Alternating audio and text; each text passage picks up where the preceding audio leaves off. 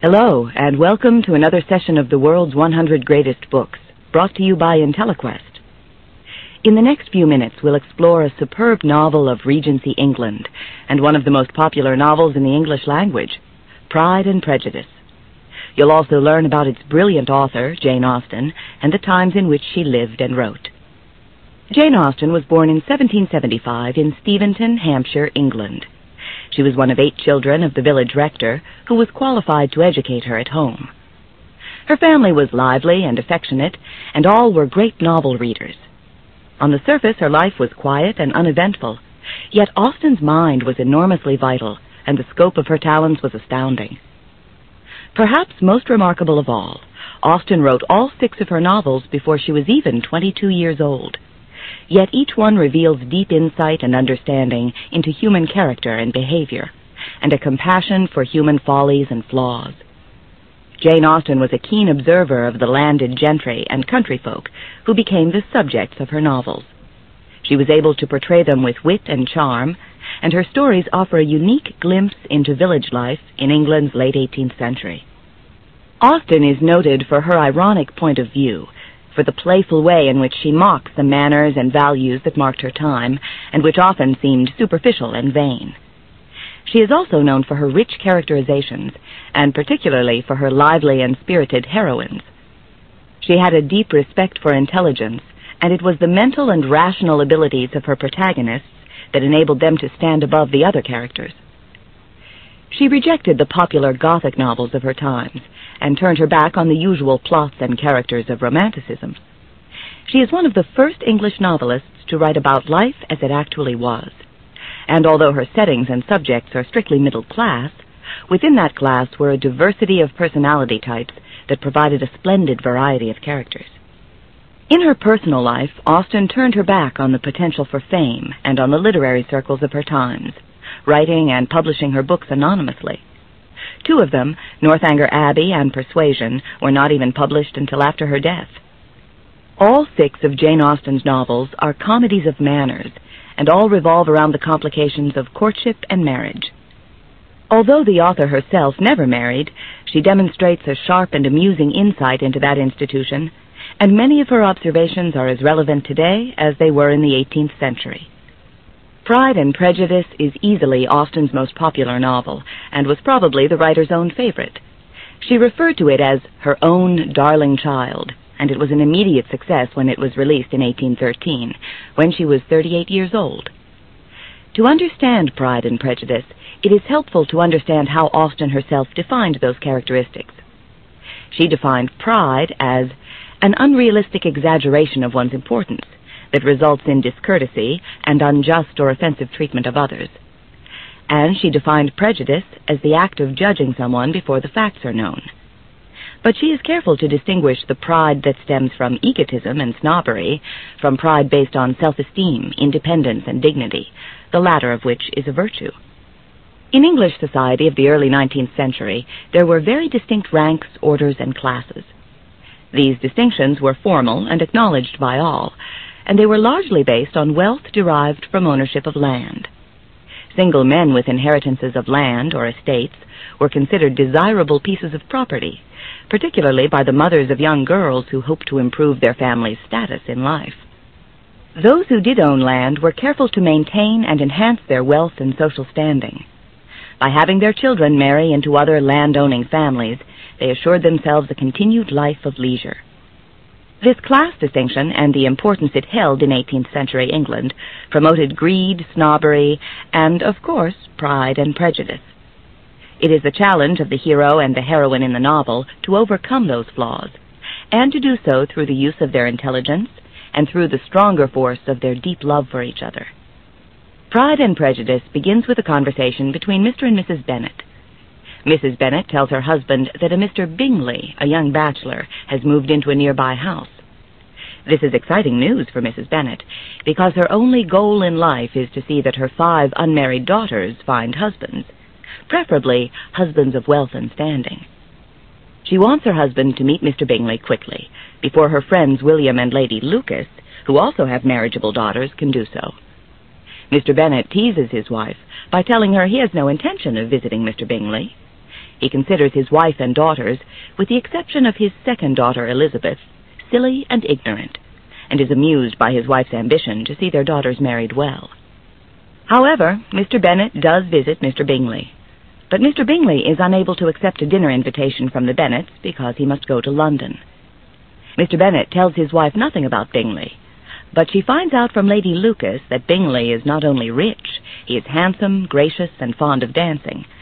In typical logic, she points out that anyone fond of dancing is undoubtedly more likely to fall in love. Finally, a ball given in town provides the people of Meryton a chance to meet Mr. Bingley and his party. Bingley proves to be extremely eligible. He's good-looking, gentlemanly, polite, and sociable. Mr. Bingley's friend, Mr. Darcy, also draws attention because he is tall and handsome, and reputedly even richer than Bingley. But soon it becomes clear that he is also uncommonly proud and disagreeable. He particularly upsets Elizabeth Bennet when she overhears him commenting that he would not dance with her because, in his words, "She is tolerable, but not handsome enough to tempt me." Meanwhile, Mr. Bingley is obviously attracted to Jane, the eldest Bennet daughter. He makes the extraordinary move of dancing with her twice. Mrs. Bennet is already anticipating their marriage. Jane is excited about Mr. Bingley, but Elizabeth warns her about her tendency to overestimate people. Lizzie, as she is also called, approves of Bingley, but feels that Bingley's sisters are conceited. The Bingleys have money, but are not one of the great land-holding families of England, and this embarrasses the Bingley sisters. Although Darcy's personality seems disagreeable to most people, Bingley admires Darcy's intelligence and is greatly influenced by him. Darcy tells Bingley that he approves of Jane, and that he isn't impressed by the overall quality of the people attending the ball. At this point, it's becoming obvious that Darcy and Elizabeth are the brightest and most influential characters in the book. As Darcy gets to know Elizabeth, he becomes more attracted to her looks and spirit. At a later party, he finally asks her to dance. Elizabeth refuses, remembering his previous insult. They have a discussion about each other's faults, a discussion that is both playful and serious. Here is an excerpt, beginning with Darcy. "My temper would perhaps be called resentful. My good opinion, once lost, is lost forever." "That is a failing indeed," cried Elizabeth. "Implacable resentment is a shade in a character, but you have chosen your fault well. I really cannot laugh at it. You are safe from me." Darcy continues, "There is, I believe, in every disposition a tendency to some particular evil, a natural defect, which not even the best education can overcome." "And," says Elizabeth, "your defect is a propensity to hate everybody." "And yours," he replied with a smile, "is willfully to misunderstand them." Later, Darcy comments to Bingley's sister Caroline that he finds Elizabeth pleasing. Having designs on Darcy herself, Caroline tells him that the Bennets are inferior people, and that the crude Mrs. Bennet would not make a desirable mother-in-law. At this point, we learn that the Bennet property has been willed to Mr. Bennet, but at his death must be passed on to another male member of his family, since he has no sons. Thus, the girls have no inheritance with which to attract a husband. As the story continues, Jane is invited to visit the Bingley sisters at Netherfield, about 3 miles away. Mrs. Bennet sends her by horseback rather than carriage, so that if it rains, she'll be invited to stay the night. The next morning, Elizabeth receives a message from Jane saying that she has caught cold in the rain and is unable to leave Netherfield, just as her mother had hoped. Elizabeth immediately decides to visit her. She walks the 3 miles to Netherfield and arrives covered with mud and dust. The Bingley sisters are shocked by her appearance, but Darcy, who is staying at the Bingley home, is struck by her beauty and devotion. Elizabeth is invited to spend the night to help care for Jane.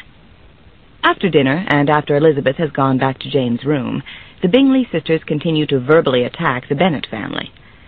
And while Bingley is not concerned by the Bennet family's low connections, Darcy admits that their social status does lessen their chance of marrying men of any consideration in the world. It is apparent that social differences will be a major barrier to Darcy's interest in Elizabeth. Caroline Bingley continues her assault on the Bennet family as part of her attempt to win favor with Darcy. She's becoming more and more jealous of Elizabeth's presence, even though Elizabeth thinks the looks she occasionally gets from Darcy are those of criticism. Darcy, however, is becoming increasingly attracted to Elizabeth, and Caroline knows she can't compete. Elizabeth, however, wants nothing to do with Darcy. She thinks he still dislikes her, and still finds him prideful and condescending. After Elizabeth returns home, Mr. Bennet reveals to the girls that Mr. Collins, a cousin, will be the one who inherits his estate when he dies. Mr. Collins has been ordained in the Church of England, and will be taking over a village parish thanks to the patronage of a Lady Catherine de Bourgh. This means he will be provided with a good salary. Collins has written a letter apologizing for the circumstances that disinherit Bennet's daughters, but says he will make amends. To do that, he is coming to visit the Bennets. Collins, who turns out to be a self-important prig, hopes to make his amends by marrying one of the Bennet daughters. He's attracted to Jane, but Mrs. Bennet tells him Jane is about to be engaged, so he switches his attention to Elizabeth. In the morning, Collins walks to Meryton with Jane, Elizabeth, and their two younger sisters, Kitty and Lydia. There they meet a Mr. Wickham, who is an army officer. Lydia, the most frivolous and shallow of the sisters, is attracted to Wickham. Wickham, who has just joined the regiment, is handsome and polite, and possesses the ability to charm people, particularly women. Just then, Darcy and Bingley ride up, and Elizabeth notices that Darcy and Wickham are surprised and embarrassed to see each other. She wonders why. At a dinner party at her aunt's the next evening, Elizabeth and Wickham strike up a conversation. Elizabeth, too, finds the young officer attractive. Wickham claims he has been deprived of a lucrative position in the church by Darcy. Wickham explains that Darcy's father was his godfather, and out of friendship for Wickham's father, had promised informally to give Wickham a very fine parish. Darcy, however, disregarded his father's wishes and refused Wickham the commission. As a result, he has been forced to choose a military life. Elizabeth immediately wants to tell the world about Darcy's treachery, but Wickham, out of respect for his father, tells her he would never expose Darcy. Wickham also tells Elizabeth that Lady Catherine de Bourgh, the woman who has provided the patronage for Mr. Collins to get his parish, is Darcy's aunt. At this point, Elizabeth doesn't really know either Darcy or Wickham well, but she is forming strong opinions on both. Her opinions have been formed by circumstances and by a few personality traits in each man. A few days later, the Bingleys invite the Bennet family to a ball at Netherfield. Elizabeth is looking forward to dancing with Wickham, but when she arrives, she is told by a friend of his that Wickham is not attending because he wants to avoid Darcy. This increases her dislike for Darcy. At the ball, Darcy asks Elizabeth to dance, and, caught by surprise, she agrees. She purposely tells him she has met Wickham, and Darcy responds, "He cannot keep friends as easily as he makes them." Elizabeth is cold and aloof during the dance, but Darcy still feels a growing interest in her. Although Bingley and his sister both tell Elizabeth that Wickham was responsible himself for losing his church position, Elizabeth doesn't believe it. She believes they're prejudiced against Wickham. As the ball winds down, Darcy is repulsed when he hears Mrs. Bennet bragging about the upcoming marriage of her daughter Jane to Bingley, even though they're not even engaged. And to make matters worse, Elizabeth's younger sister Mary annoys everyone in attendance with a bad singing performance. When the Bennets finally leave, Elizabeth is thinking how crudely her family has behaved. Meanwhile, Mr. Collins has decided he wants to marry Elizabeth, and even though she turns him down several times, he won't accept her refusal. He thinks so much of himself that he can't imagine anyone rejecting him, and so he points out to Elizabeth that with her slight inheritance, she might not get another opportunity for marriage. Finally, when Elizabeth still doesn't relent, he withdraws his proposal, much to the disappointment of Mrs. Bennet. This incident emphasizes Mrs. Bennet's selfishness and disregard for the feelings of her own daughters. Mr. Bennet is not perturbed by his daughter's actions. He knows Collins doesn't love Elizabeth and will quickly recover from the rejection. A day later, Jane receives a letter from Caroline Bingley, saying that the Bingley party is moving to London, and that she is hoping Bingley will marry Georgiana Darcy, Darcy's younger sister. Elizabeth immediately understands that Caroline's plan is to prevent her brother from returning to Jane. Caroline feels the Bennets are inferior, and thinks, furthermore, that if her brother marries Georgiana, she herself will have a better chance at Darcy. Jane, who never thinks ill of anyone, doesn't suspect Caroline and fully expects Bingley to return. Meanwhile, Elizabeth's friend Charlotte Lucas is making a bid for Collins.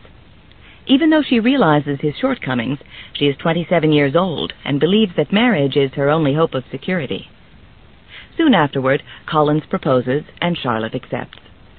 Since Elizabeth knows that Charlotte doesn't love Collins, she is disappointed in her friend and tells her so. Charlotte says she is satisfied that she has made a good business transaction. The same is true for Collins, who is marrying only because of the insistence of his patron, Lady Catherine. He has now offered marriage to 3 women in only 3 days. Lady Lucas boasts of the marriage and brags that soon her daughter will be mistress of the Bennet estate. Mrs. Bennet blames Elizabeth and complains constantly of the arrangement that keeps her husband's estate from passing down to her daughters. Soon Collins writes that Lady Catherine has approved the marriage and urges him not to delay it. After a time, Jane gets another letter from Caroline. She praises Darcy's sister and restates her hope that her brother will marry her. Elizabeth is upset by Caroline's conspiracy and doesn't believe that Bingley loves Georgiana Darcy. Jane, however, appears to take it in stride, hiding her true feelings and still refusing to believe anything bad about anyone. Meanwhile, Elizabeth is spending time with Wickham, who is spreading the story about how Darcy has wronged him. A week later, Mrs. Bennet's brother and his wife, the Gardners, come to visit the Bennets for Christmas. Mr. Gardner is a successful businessman, and he and his wife are much more refined than his sister, Mrs. Bennet. Mrs. Gardner has long been friendly with Jane and Elizabeth, and suggests to Elizabeth that she take Jane to London for a visit when the Gardners return home. It is agreed upon, and arrangements are made. Mrs. Gardner, who is familiar with Darcy's estate, also suggests to Elizabeth that she see less of Wickham, because his lack of fortune would make a marriage between them unworkable. Elizabeth tells her aunt she will use good judgment. Soon Mr. Collins and Charlotte are married. After the wedding, the couple heads for Hunsford Parsonage. Elizabeth says she will write to Charlotte, but inside she feels she has lost some understanding and respect for her old friend. Elizabeth receives a letter from Jane, who has visited Caroline, and now realizes that Elizabeth was right. Caroline is not her friend, and has been doing her best to keep Jane from her brother, Bingley. Near the same time, Wickham meets a girl with £10,000, and suddenly loses his interest in Elizabeth.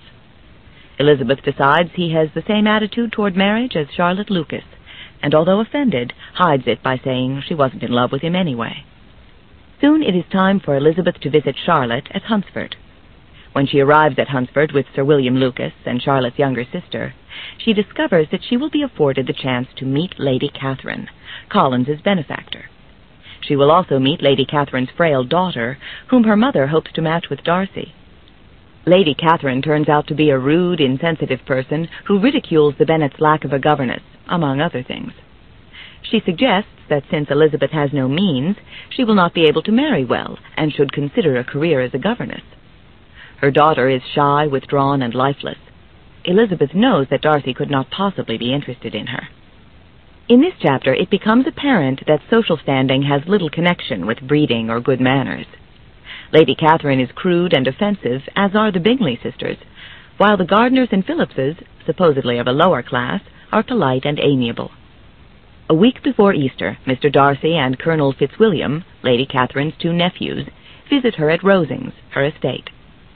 Mr. Collins meets them at Rosings, and brings Darcy and Fitzwilliam back to Hunsford, where Elizabeth is staying. The next week, the Collinses and their guests are invited to Rosings again, and again Lady Catherine insults Elizabeth, which seems to upset her nephew Darcy. Despite the time that has passed, Elizabeth is still not ready to forgive Darcy for slighting her the first time they met. She tells the story to Colonel Fitzwilliam.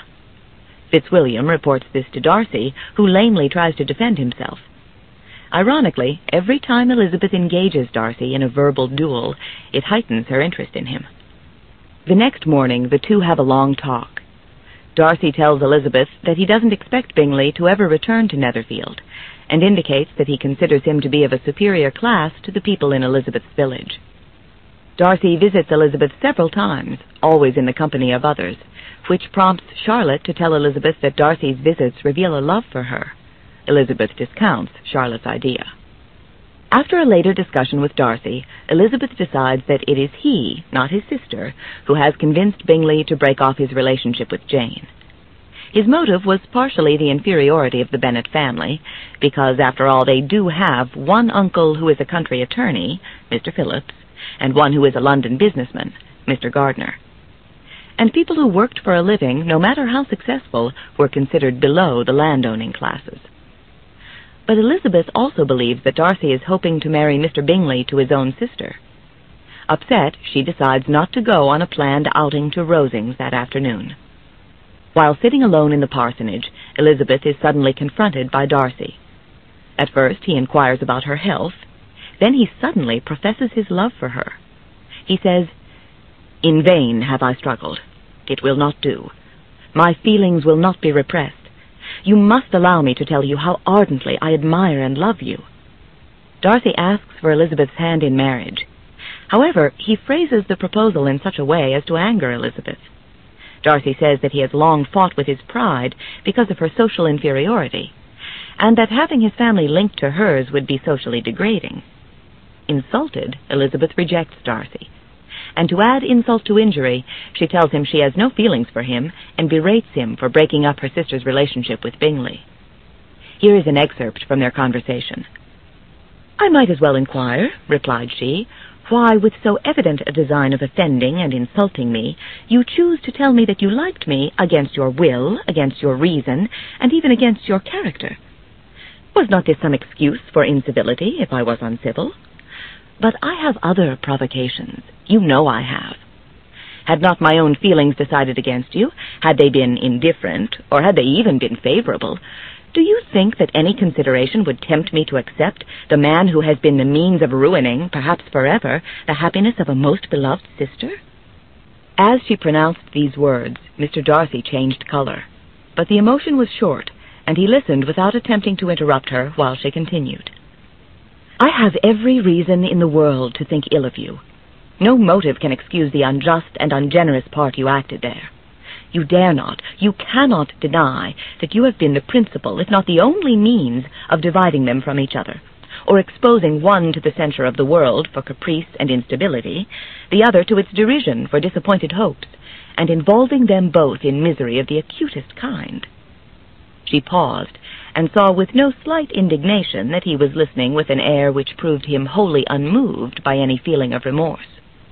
He even looked at her with a smile of affected incredulity. "Can you deny that you have done it?" she repeated. With assumed tranquillity, he then replied, "I have no wish of denying that I did everything in my power to separate my friend from your sister, or that I rejoice in my success. Towards him I have been kinder than towards myself." Darcy continues by saying Elizabeth has turned him down simply because he had waited so long to ask for her hand. She answers that no matter how or when he would have asked her, she would not have accepted. And she says that she's rejecting him because of his arrogance and pride. A stunned Darcy leaves abruptly.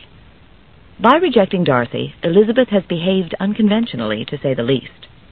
Few women of her time would have been able to resist such an offer, since he offered wealth and family status. But Elizabeth's pride and self-esteem prohibited even the consideration of such a proposal.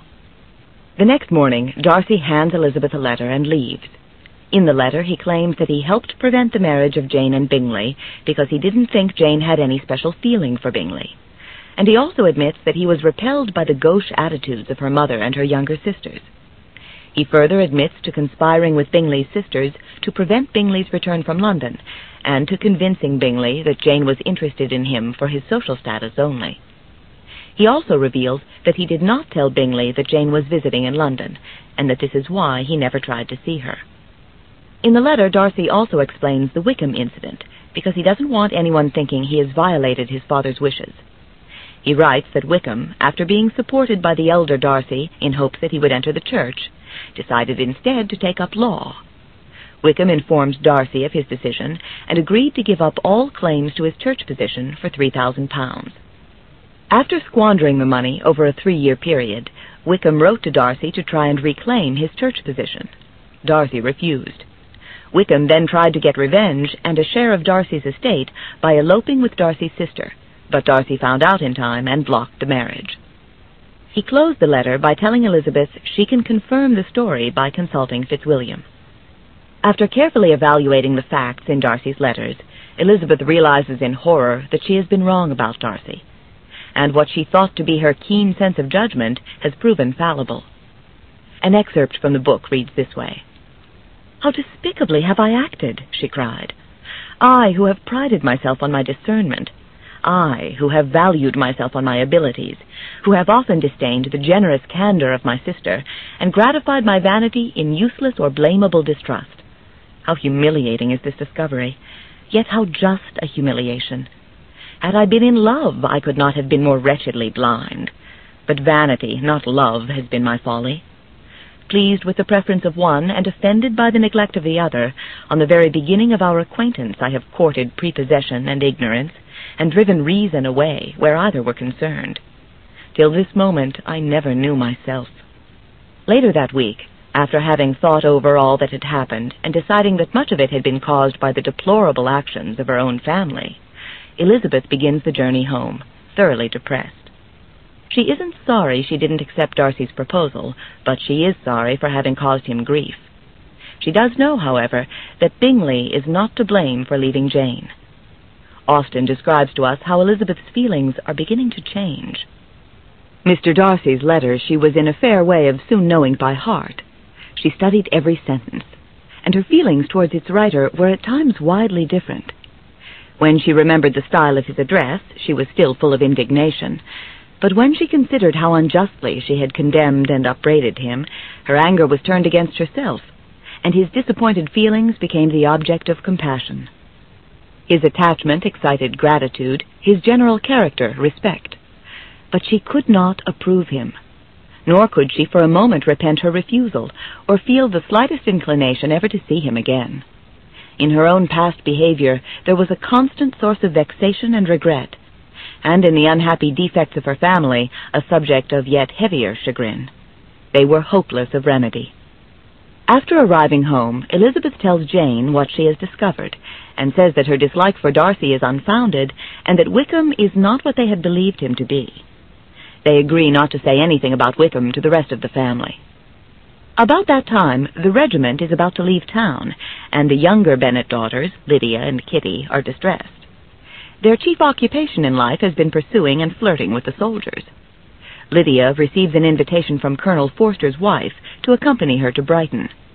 Knowing the trip will be imprudent, even dangerous because of Lydia's flirtatious nature, Elizabeth warns her father not to let her go. But rather than start a family war, he agrees to allow the trip. At this time, Wickham has also shown a renewed interest in Elizabeth, but of course Elizabeth is not interested, and she indirectly suggests to him that she now knows the true story about his past with the Darcys. Meanwhile, Elizabeth has been invited to take a trip with her aunt and Uncle Gardner to Derbyshire, which is near Pemberley, Darcy's estate. When in Derbyshire, the Gardners decide to visit Pemberley. At first Elizabeth decides not to go, but then she discovers that Darcy is out of town. While at the estate, the housekeeper, Mrs. Reynolds, lavishly praises Darcy, commenting on his good looks, generosity, and his even disposition. Elizabeth cannot believe this is the same Darcy she knows. As they are walking across the lawn from the house, Darcy suddenly appears. Business has brought him home sooner than intended. Darcy treats Elizabeth courteously, then leaves. Later, as they explore the beautiful estate, they see Darcy again. He politely asks to be introduced to her friends. Darcy is obviously surprised by their intelligence, taste, and good breeding. Darcy invites Mr. Gardner to fish in his stream while he's visiting. Elizabeth again can't believe this is the same Darcy. She also meets Darcy's 16-year-old sister Georgiana, whom she likes very much. Bingley and his sisters are also there, and Elizabeth notes that Bingley is as pleasant as ever. She wonders if he still loves Jane. After Elizabeth leaves, Caroline Bingley attacks her verbally, but Darcy responds by calling Elizabeth one of the handsomest women of my acquaintance. By this time the Gardners are aware that Darcy is in love with Elizabeth, and are eager to talk with him about her. The next morning, Elizabeth receives 2 letters from Jane. One had been misdirected. The first says that Lydia has run off to Scotland with Wickham. Kitty had known about it, but told no one.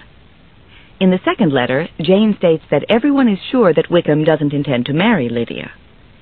Other information from Colonel Forster seems to point to London as Lydia's destination, not Scotland. The letter also asks Elizabeth to come home to help resolve the crisis. Elizabeth blames herself for not telling her family about Wickham's character, and she's certain that such a scandal will appall Darcy. She's weeping over Jane's letter when Darcy himself enters. Austen describes their encounter this way. Darcy, in wretched suspense, could only say something indistinctly of his concern, and observe her in compassionate silence. At length she spoke. "I have just had a letter from Jane with such dreadful news. It cannot be concealed from anyone. My youngest sister has left all her friends, has eloped, has thrown herself into the power of Mr. Wickham. They are gone off together from Brighton. You know him too well to doubt the rest. She has no money, no connections, nothing that can tempt him to... She is lost forever." Darcy was fixed in astonishment. "When I consider," she added in a yet more agitated voice, "that I might have prevented it, I who knew what he was. Had I but explained some part of it only, some part of what I learned to my own family. Had his character been known, this could not have happened. But it is all too late now." Darcy seemed scarcely to hear her, and was walking up and down the room in earnest meditation, his brow contracted, his air gloomy. Elizabeth soon observed, and instantly understood it. Her power was sinking. Everything must sink under such a proof of family weakness, such an assurance of the deepest disgrace. She could neither wonder nor condemn, but the belief of his self-conquest brought nothing conciliatory to her bosom, afforded no palliation of her distress. It was, on the contrary, exactly calculated to make her understand her own wishes. And never had she so honestly felt that she could have loved him as now, when all love must be in vain. Upon arriving home, nothing has been heard from Lydia. Her father is still in London searching for her, and her mother is blaming everyone but herself for the disaster, even though it was she who encouraged Lydia to go to Brighton. Meanwhile, it surfaces that Wickham has bad debts in Meryton and elsewhere, and there are dark rumors of his previous seductions. There seems little doubt that Wickham doesn't intend to marry Lydia, particularly since she has no money. After looking for Lydia for several days, Mr. Bennet is urged by Colonel Forster, who's directing the search, to go home. When he arrives, Mr. Bennet tells Elizabeth that Lydia's plight is his fault. Elizabeth had begged him not to let Lydia go to Brighton, but he hadn't listened. Eventually, Lydia and Wickham are found, and a settlement is arranged, supposedly by Mr. Gardiner. Wickham, who at first had refused to marry Lydia, will do so on two conditions. First, she must be willed 1,000 of the £5,000 that will be divided among the 5 daughters at Mr. Bennet's death. And second, she is to receive £100 per year while he lives. There is supposedly enough money to pay Mr. Wickham's debts, plus some left over. Mr. Bennet has no choice but to agree to the terms. If he doesn't, his daughter will be disgraced and forced by society to either spend her life as a spinster or to marry someone of a lower social class. Mr. Bennet also believes that Mr. Gardiner has actually given Wickham a great deal more money to agree to the marriage. The sum seems inadequate for Wickham's greedy nature, and he suspects Gardiner isn't telling him the entire truth. Mrs. Bennet is delighted with Lydia's impending marriage, but Elizabeth feels sorry for Lydia, realizing she has to accept a marriage where there will be little chance for happiness. She also feels a little sorry for herself, because she is certain that Darcy would never marry into a family that included Wickham. Ironically, this realization comes at the time she finally understands that she and Darcy are made for each other. Lydia shows no remorse for her actions. When she and Wickham visit the Bennets after their marriage, she suggests that her sisters should go to Brighton and get a husband like she did. Elizabeth answers that she doesn't particularly like Lydia's way of finding a husband. While visiting, Lydia mentions that Darcy was at her wedding. This shocks Elizabeth, since that was the last place she expected him to be. She writes to Mrs. Gardiner to find out what it means.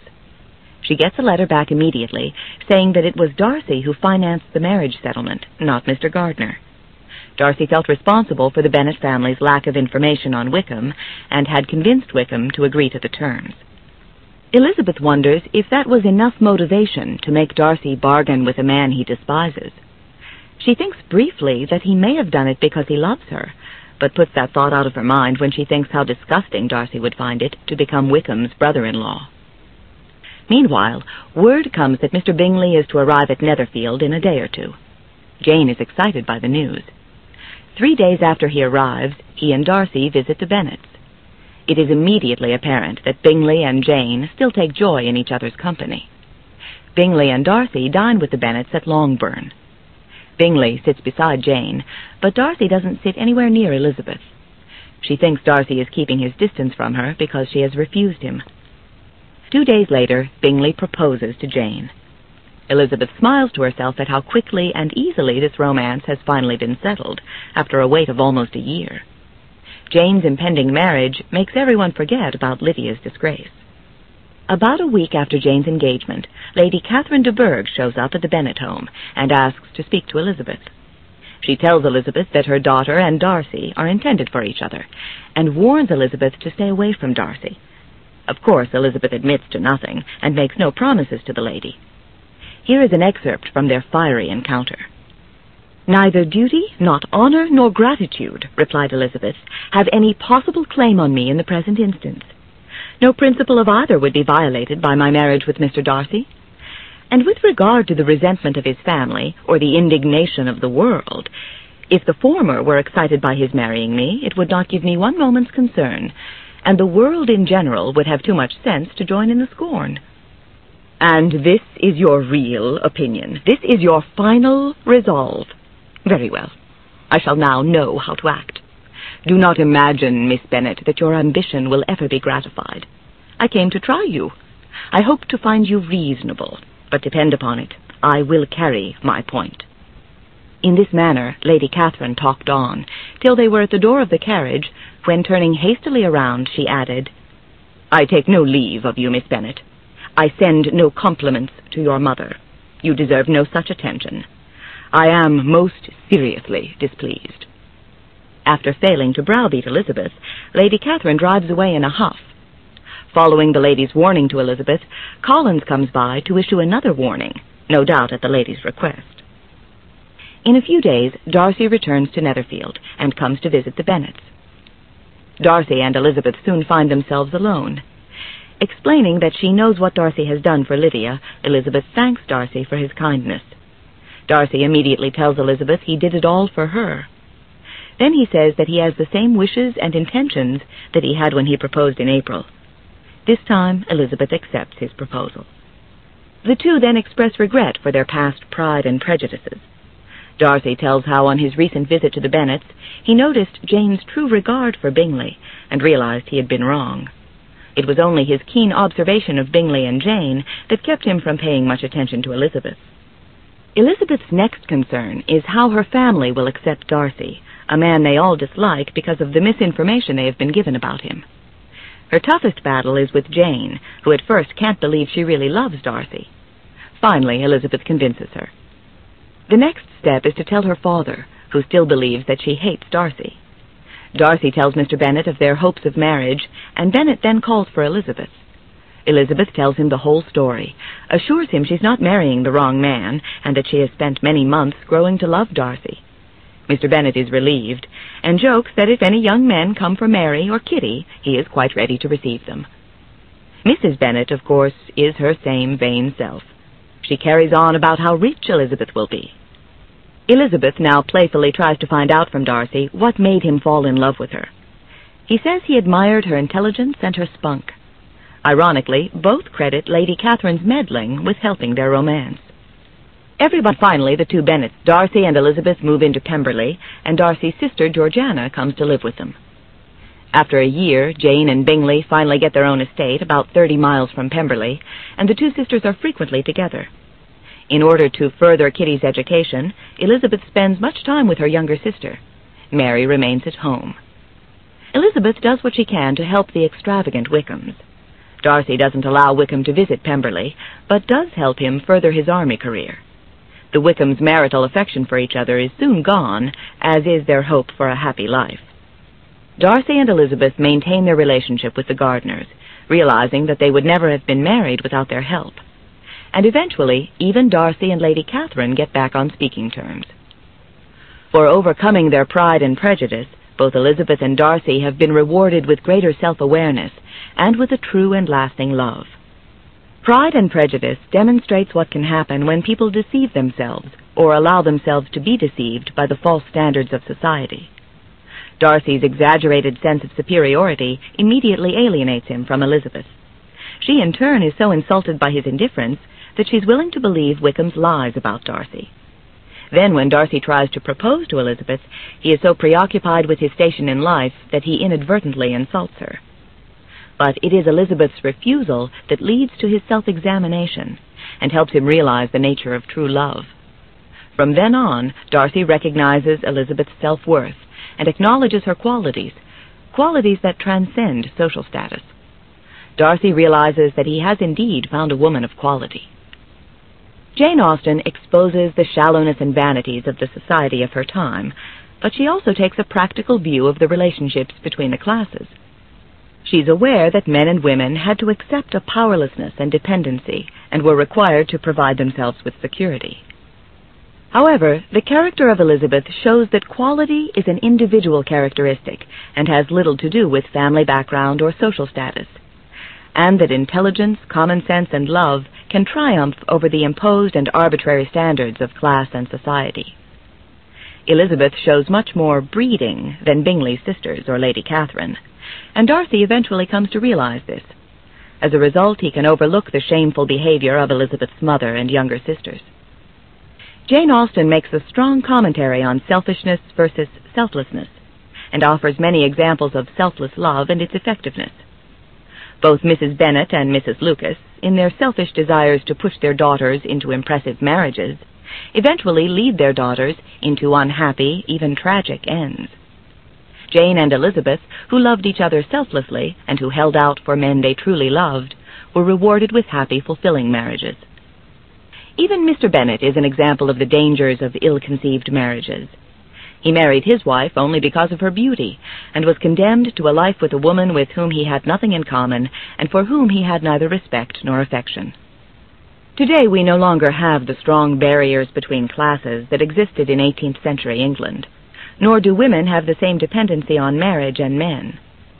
But the human motivations and behaviors explored by Jane Austen remain unchanged.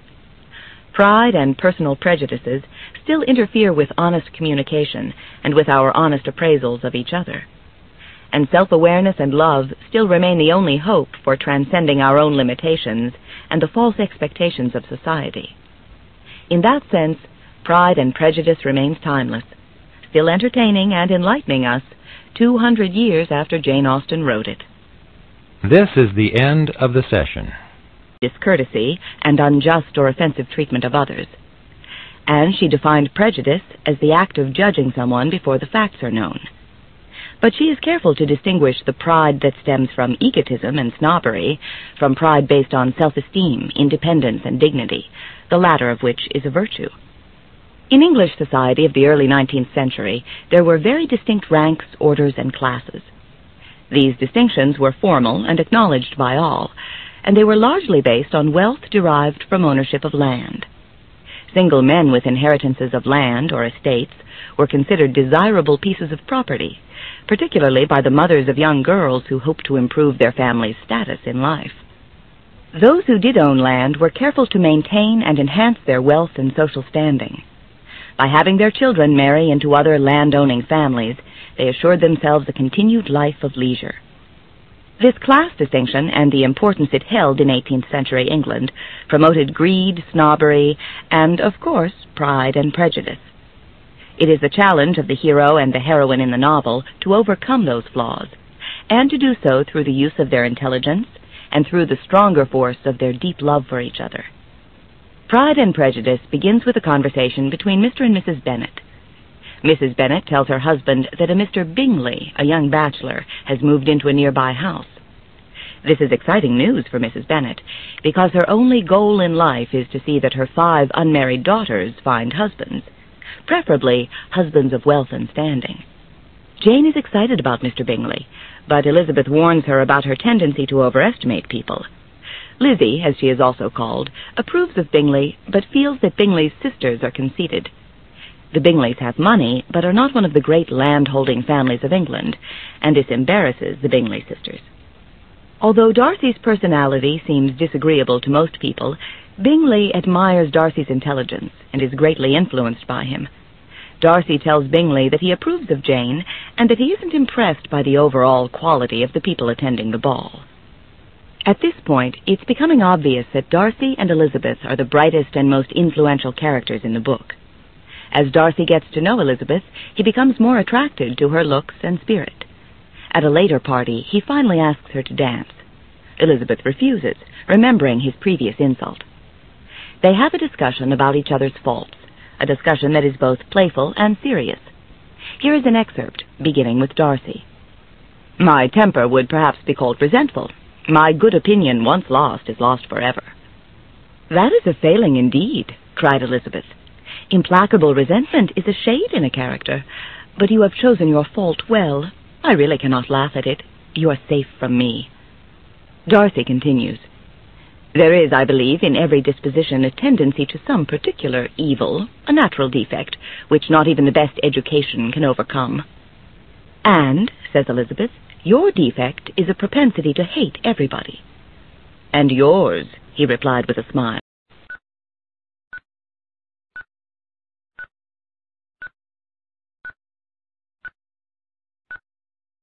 Hello, and welcome to another session of the world's 100 greatest books, brought to you by IntelliQuest. In the next few minutes, we'll explore a superb novel of Regency England, and one of the most popular novels in the English language, Pride and Prejudice. You'll also learn about its brilliant author, Jane Austen, and the times in which she lived and wrote. Jane Austen was born in 1775 in Steventon, Hampshire, England. She was one of 8 children of the village rector, who was qualified to educate her at home. Her family was lively and affectionate, and all were great novel readers. On the surface, her life was quiet and uneventful, yet Austen's mind was enormously vital, and the scope of her talents was astounding.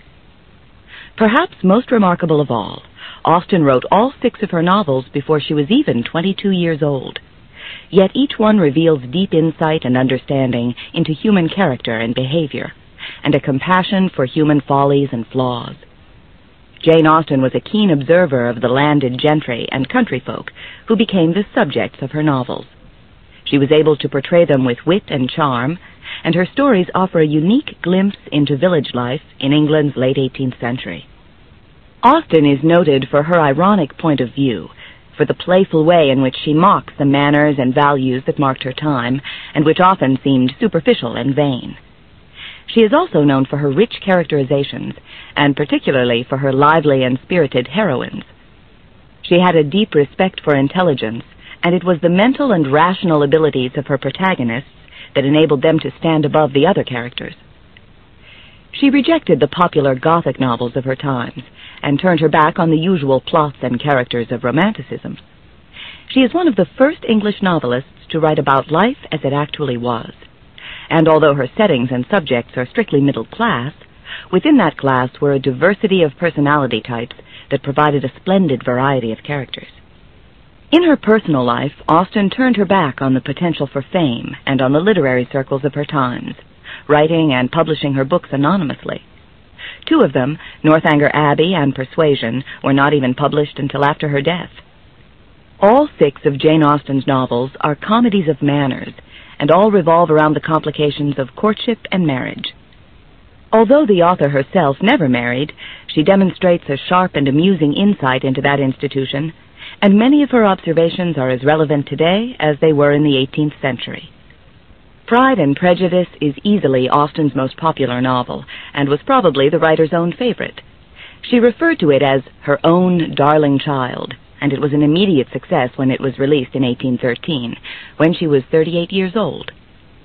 To understand Pride and Prejudice, it is helpful to understand how Austen herself defined those characteristics. She defined pride as an unrealistic exaggeration of one's importance that results in she wants her husband to meet Mr. Bingley quickly, before her friends William and Lady Lucas, who also have marriageable daughters, can do so. Mr. Bennet teases his wife by telling her he has no intention of visiting Mr. Bingley. He considers his wife and daughters, with the exception of his second daughter Elizabeth, silly and ignorant, and is amused by his wife's ambition to see their daughters married well. However, Mr. Bennet does visit Mr. Bingley, but Mr. Bingley is unable to accept a dinner invitation from the Bennets because he must go to London. Mr. Bennet tells his wife nothing about Bingley, but she finds out from Lady Lucas that Bingley is not only rich, he is handsome, gracious, and fond of dancing. In typical logic, she points out that anyone fond of dancing is undoubtedly more likely to fall in love. Finally, a ball given in town provides the people of Meryton a chance to meet Mr. Bingley and his party. Bingley proves to be extremely eligible. He's good-looking, gentlemanly, polite, and sociable. Mr. Bingley's friend, Mr. Darcy, also draws attention because he is tall and handsome, and reputedly even richer than Bingley. But soon it becomes clear that he is also uncommonly proud and disagreeable. He particularly upsets Elizabeth Bennet when she overhears him commenting that he would not dance with her because, in his words, "She is tolerable but not handsome enough to tempt me." Meanwhile, Mr. Bingley is obviously attracted to Jane, the eldest Bennet daughter. He makes the extraordinary move of dancing with her twice. Mrs. Bennet is already anticipating their marriage.